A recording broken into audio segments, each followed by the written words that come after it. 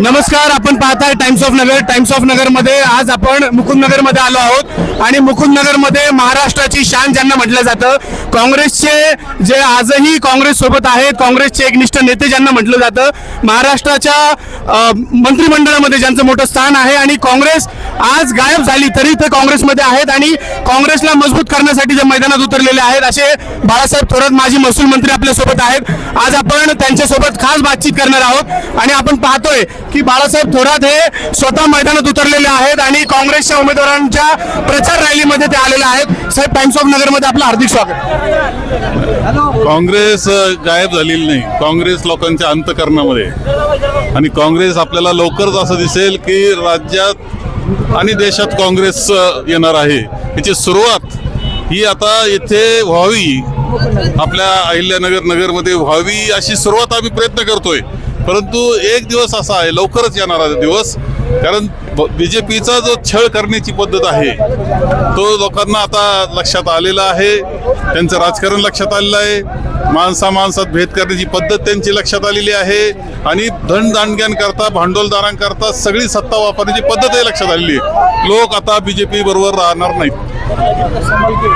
थोरात साहेब, आपण अनेक वर्ष काँग्रेस सोबत आहात, अनेक वर्ष आपण मंत्रिमंडळात देखील होतात, परंतु मंत्री असताना जेवढी गर्दी आपल्यासोबत नव्हती त्याच्यापेक्षा डबल गर्दी आज आपल्यासोबत दिसतीये. काँग्रेसचं हे थोरातांवरचं प्रेम आणि कार्यकर्त्यांचं थोरातांवरचं प्रेम कमी होताना दिसत नाही. नाही, अनेक वर्ष नाही, आम्ही पहिल्यापासून काँग्रेस बरोबर आहे. आमचं कुटुंब आता 100 वर्ष होतील की काँग्रेस बरोबर आम्ही आहोत. आणि हे खरं आहे की मधला काळ असं वाटलं की गर्दी कमी, आजचा प्रतिसाद मुद्दाम आपण पाहावा, इथंच नाही तर सगळ्या शहरांमध्ये प्रचंड प्रतिसाद लोक देत आहेत आणि काँग्रेस बरोबर येत आहेत. अनेक दिवसापासून बाळासाहेब थोरात नगरमध्ये कधी येणार अशी प्रतीक्षा होती आणि शेवट आपण कसं राजकारण आखलं, शेवट आलात आणि सगळं काँग्रेसमय करताय. आपण 2 दिवसापूर्वी ओबीसी येऊन गेले, MIM ची हवा होती, आज आपण आलात पूर्ण काँग्रेसमय करताय. काय कसं बोलताय? मी राज्यातले अनेक जिल्हे केलेले आहेत. मी सांगलीमध्ये काम केलं, कोल्हापूरमध्ये आम्ही सभा केल्या, पुण्यामध्ये केल्या, काल मी छत्रपती संभाजीनगरमध्ये होतो, आज इकडं आहे. रोज मी कोणत्या ना कोणत्या जिल्ह्यामध्ये, शहरामध्ये आहे आणि पूर्ण प्रयत्न आम्ही सर्वजण करतो आहोत की काँग्रेसचा विजय झाला पाहिजे म्हणून. एकंदरीत आपण पाहतो मुकुंदनगरचं राजकारण गलिच्छ होताना दिसतंय, कुठेतरी खोटे गुन्हे दाखल करण्याचा प्रयत्न होतात असा आरोप केला जातो. कशा पद्धतीने आपण पाहता याकडे? यांचं तर राजकारण करण्याची पद्धत जी आहे ती निकोप नाही, लोकशाहीला धरून नाहीये. हे दहशत करण्याचा प्रयत्न करतायत, गुंडगिरी करण्याचा प्रयत्न करतायत, खोटे गुन्हे करून लोकांना हॅरेसमेंट करण्याची पद्धत त्यांची चाललेली आहे. हे तर आपण पाहतोच आहोत. त्यामुळे वेगळं सांगण्याची काही आवश्यकता नाही, पण लोक आता घाबरणार नाही.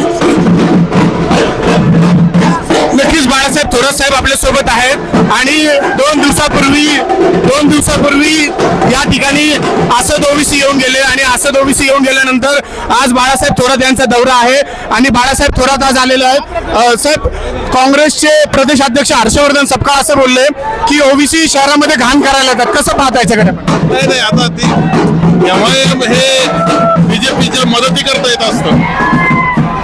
ते बीजेपीला मदत करण्याकरता येणं हे त्यांची जबाबदारी आहे. असे काही पक्ष आहेत, अशा काही संघटना आहेत की ज्या पुरोगामी आहेत असं दाखवतात, धर्मनिरपेक्ष आहेत असं दाखवतात. अशा काही आहेत का ज्या फक्त मताचं वाटप करून बीजेपीला विजयी कसं करता येईल याच्याकरता काम करतायत. त्याचा तो एक भाग आहे. काँग्रेसचे एकंदरीत आपले जे उमेदवार आहेत, अधिकृत उमेदवार, हे कुठेतरी दहशतीला बळी पडतात, यांच्यावर दहशत केलं जाते असं वारंवार बोललं जातं. कशा पद्धतीने आपण पाहता? नाही, खरं आहे की आता अनेक ठिकाणी आपण पाहिलं, 70 ठिकाणी जर बिनविरोध झाले असतील, ते कसे झाले हे आपण दुसऱ्या दिवशी वृत्तपत्रामध्ये पाहिलेलं आहे. आपल्याला लक्षात आलेलं आहे की कशा पद्धतीने ते झाले. दहशतीतून झालेले आहेत, लालूच देऊन झालेले आहे, पुण्यापर्यंत प्रयत्न झाले. दुर्दैवी गोष्ट ही लोकशाही करता योग्य नाही. नक्कीच बाळासाहेब थोरात साहेब आपल्या सोबत आहेत आणि अनेक वर्ष राजकारणामध्ये सक्रिय असलेले नेते जर कोणाला म्हणायचं तर बाळासाहेब थोरात असतात आणि या मुकुंदनगरमध्ये पूर्वीपासून तांबे आणि थोरात यांच्यावर प्रेम करणारा मुकुंदनगरमध्ये जनसागर आहे. आपण पाहू शकतो की थोरात साहेबांच्या मागे लाखो कार्यकर्ते या ठिकाणी आपल्याला दिसत आहेत आणि सगळ्यांच्या अंगामध्ये या ठिकाणी पंजाचं दिसतंय आणि लोक या ठिकाणी ओरडतात. आपण पाहू शकतो की फार पाठीमागपर्यंत या ठिकाणी लोक आहेत आणि जनसागर या ठिकाणी आहेत. बाळासाहेब थोरात कधी येणार हा एक मोठा प्रश्न होता आणि ते आले आणि मुकुंदनगरचं राजकारण कसं फिरतंय हे पाहणं अत्यंत गरजेचं ठरणार आहे. आणि आपण या ठिकाणी पाहतोय की मोठं नेतृत्व बाळासाहेब थोरात यांच्यावर विशेष लोकांचं प्रेम दिसतंय आपल्याला.